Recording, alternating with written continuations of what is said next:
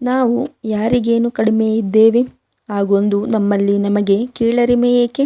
ಎಲ್ಲರೂ ಎಲ್ಲರಂತೆಯೂ ಇರಲು ಸಾಧ್ಯವೇ ಇಲ್ಲ ಎಂಬ ಸತ್ಯವನ್ನು ನಾವು ಅರ್ಥ ಮಾಡಿಕೊಳ್ಳಬೇಕು. ಹೌದು, ಈ ಸಮಾಜದಲ್ಲಿ ಉತ್ತಮ ವ್ಯಕ್ತಿಗಳನ್ನು ಮಾದರಿಯಾಗಿಟ್ಟುಕೊಂಡು ನಾವು ಅವರಂತೆ ಬದುಕಬೇಕೆಂದು ಪ್ರಯತ್ನಿಸುವುದು ಒಳ್ಳೆಯದು.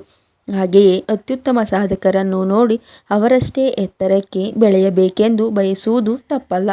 ನಮಗಿಂತ ದೊಡ್ಡವರನ್ನು ನೋಡಿ ನಾವು ಅವರು ತಲುಪಿದ ಗುರಿಯನ್ನು ಮುಟ್ಟಬೇಕೆಂದು ಆಶಿಸಬೇಕು. ಅತ್ಯಂತ ಶ್ರಮದಿಂದ ಬೆಳೆದು ಶ್ರೀಮಂತನಾದವನನ್ನು ನೋಡಿ ನಾನು ಆತನಷ್ಟೇ ಈ ಜೀವನದಲ್ಲಿ ಗಳಿಸಬೇಕೆಂದುಕೊಂಡೇ ದುಡಿಯಬೇಕು.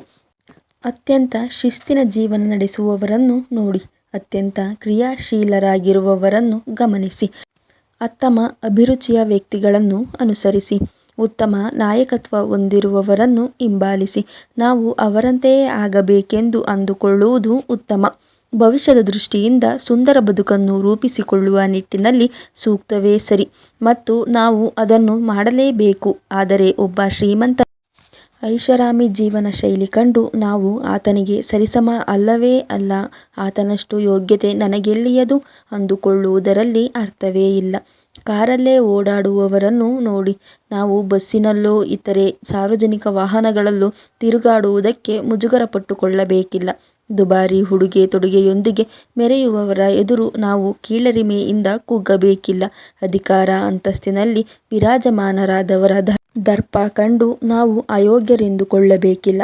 ದೊಡ್ಡ ದೊಡ್ಡ ವೃತ್ತಿಯಲ್ಲಿರುವವರು ಹುದ್ದೆಯಲ್ಲಿರುವವರೆದುರು ನಮ್ಮ ಕೆಲಸ ಕಡಿಮೆಯದ್ದು ಎಂದು ಭಾವಿಸಬೇಕಿಲ್ಲ. ಅತಿ ಬುದ್ಧಿವಂತರೆದುರು ಪ್ರತಿಭಾಶಾಲಿಗಳೆದುರು ನಾವು ಏತಕ್ಕೂ ಬಾರದವರೆಂದು ಕುಸಿದು ಹೋಗಬೇಕಿಲ್ಲ. ನಮ್ಮ ವ್ಯಕ್ತಿತ್ವದ ಗೌರವ ನಮಗೆ ಇದ್ದೇ ಇದೆ. ನಮ್ಮ ಮಟ್ಟಿಗೆ ನಾವು ಯೋಗ್ಯತಾವಂತರೇ ಸರಿ. ಯಾರಿಗೆ ಗೊತ್ತು, ಮುಂದೊಂದು ದಿನ ನಾವು ಅವರಿಗಿಂತ ಹೆಚ್ಚಿನ ಉತ್ತಮ ಬದುಕನ್ನು ಕಂಡರೂ ಕಾಣಬಹುದು. ಏನೇ ಇದ್ದರೂ ನಮ್ಮ ಆತ್ಮಗೌರವ ನಮಗೆ ಇದ್ದೇ ಇರುತ್ತದೆ. ಇದ್ದುದರಲ್ಲೇ ಉತ್ತಮ ನ್ಯಾಯಯುತ ಬದುಕನ್ನು ಬಾಳುತ್ತಿದ್ದೇವಾದರೆ ನಾವು ಖಂಡಿತ ಯಾರಿಗೇನೂ ಕಡಿಮೆ ಇಲ್ಲ.